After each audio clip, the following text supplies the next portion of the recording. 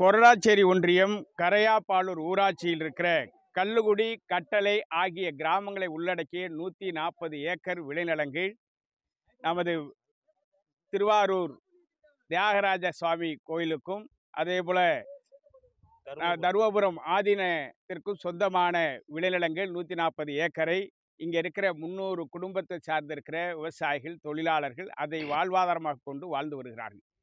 இது ஒரு அழகான 4 புறங்களும் ஆறுகள், கால்வாய்கள் ஓடக்கூடிய பகுதியாகவும், இதற்கு இடைப்பட்டிருக்கிற நீள் சதுரத்தில் மிக அழகாக அமைந்திருக்கிற இந்த குக்கிராமங்களில் இருக்கிற விளைநிலங்களை முழுமையிலும் சிப்காட் எடுக்கிறோம் என்கிற பெயரில் இந்த நிலங்களை அபகரிப்பதற்கு தமிழ்நாடு அரசு முயற்சி எடுக்கிறது. இது வன்மையாக கண்டிக்கத்தக்கது. கிட்டத்தட்ட 300 வீடுகளையும் அப்புறப்படுத்த வேண்டிய மிக மோசமான வாழ்வாதாரத்தை இழந்து இந்த பகுதி மக்கள் அகதிகளாக வெளியேறக்கூடிய நெருக்கடி ஏற்பட்டிருக்கிறது. இதனை எதிர்த்து இந்த பகுதியில் இருக்கிற 300 குடும்பங்களும் போராட்ட களத்தில் ஈடுபட்டிருக்கிறார்கள். எங்கள் உயிரை விட இந்த மண்ணை நம்பி நாங்கள் வாழ்கிறோம், இந்த மண்ணை இழப்பதை விட எங்கள் உயிரை கொடுத்து இந்த மண்ணை மீட்பதற்கு நாங்கள் தயாராக இருக்கிறோம் என்றுதான் போராட்ட களத்திற்கு வந்திருக்கிறார்கள்.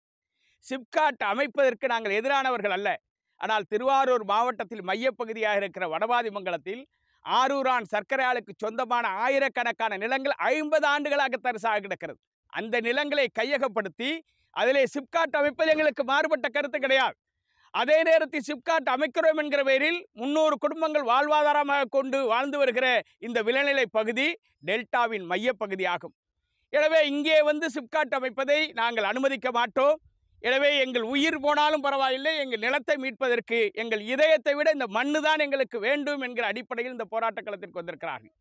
குறிப்பாக ஆதீனங்கள் கடந்த மன்னராட்சி காலத்திலிருந்து நிலங்களை ஆதீனங்கள் பெயரில் எழுதி வைத்து அறக்கட்டளைகள், கோயில்களுக்கு இது எழுதப்பட்டிருக்கிறது.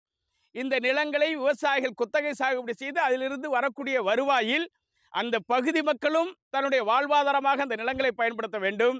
கோயில்கள், அதை நம்பியிருக்கிற கல்வி நிறுவனங்கள், மருத்துவமனைகள், அறக்கட்டளைகள், ஆதரவு இல்லங்களை எல்லாம் செயல்படுத்துவதற்காக ஆதீனங்கள் பேர் எழுதி வைக்கப்பட்ட நிலங்களை எல்லாம் தமிழ்நாடு அரசோடு கூட்டு சேர்ந்து விற்பனை செய்வதற்கு அனுமதிக்கக்கூடாது. ஆதீனங்களுக்கு சொந்தமான நிலங்களையும் அறக்கட்டளைகளுக்கு, நமது திருக்கோயில்களுக்கு சொந்தமான நிலங்கள் விற்பனை செய்வதற்கு அனுமதிக்க மாட்டோம்.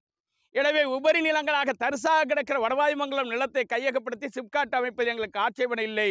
எங்கள் நிலத்தை நாங்கள் அனுமதிக்க மாட்டோம். இதற்கான தொடர் போராட்டங்களை தீவிரப்படுத்த இருக்கிறோம்.